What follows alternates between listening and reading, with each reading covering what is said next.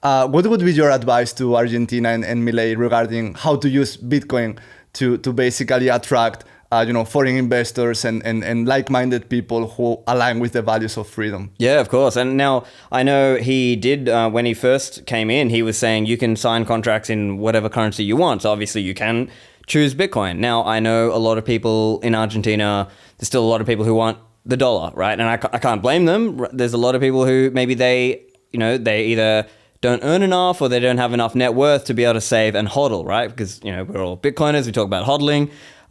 So I try to, I think it's part of it is having empathy for the position of other people and trying to understand the position they're in. For them, the dollar is a less worse fiat currency than the peso. So, I understand that. Of course, I believe long-term, it's all going to Bitcoin.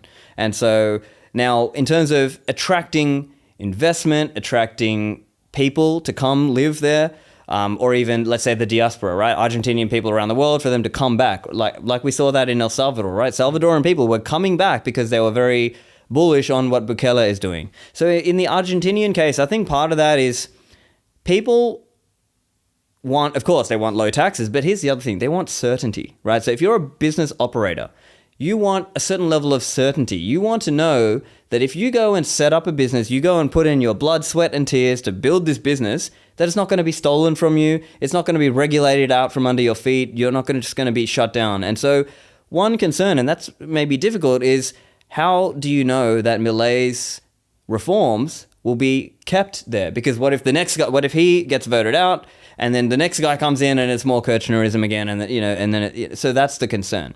So I would say that's one thing, but yeah, certainly for an individual, think about saving in Bitcoin, right? Like, think if you are able to save and hodl with Bitcoin, and I think that applies at every level, whether you're an individual, a family office, a small business, a large business, a public entity, or even government entities. Everyone will benefit from hodling some Bitcoin, right? And so we need to help people understand that.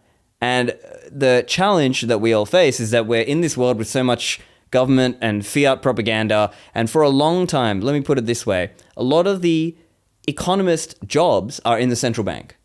And so it's very difficult to bite the hand that feeds you. And so I think that's why we've seen so much, let's say, academia and economists who are sort of pro-fiat, pro-Keynesianism, or pro-MMT now. MMT is becoming very popular.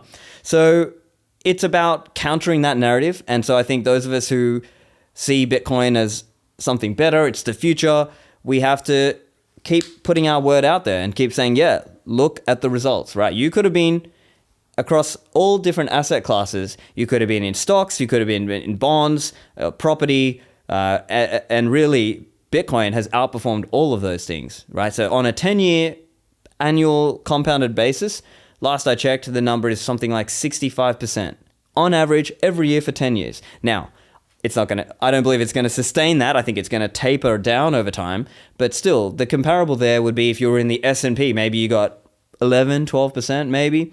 If you were in property, really depends, but you might have got something just a little bit below that. But I guess most property investors are leveraged, so maybe they, with a bit more risk, that maybe they're getting a little bit more, but still not outpacing Bitcoin. And bondholders are getting absolutely wrecked. And the other thing is bondholders are going to get a lot more wrecked in the next 10 years. And I think that's going to be a big shift, because really what a lot of people don't understand is that they're getting debased. So they are holding these bonds thinking, oh, I'm getting my 5% or 4% or whatever. But they're getting debased by more than that, especially on a 10-year time horizon. So I think more and more people are going to learn that.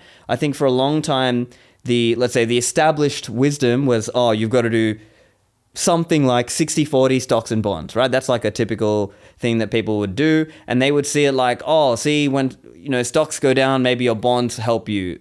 But I think what's happening now is the world is shifting, right? And so what looked, quote unquote, safe was only safe until it's not safe. And so that's the hard reality, that there's a lot of bondholders who are going to get wrecked, right? And it even comes back to my prior answer to you about, government debt, because who is the real person responsible for that?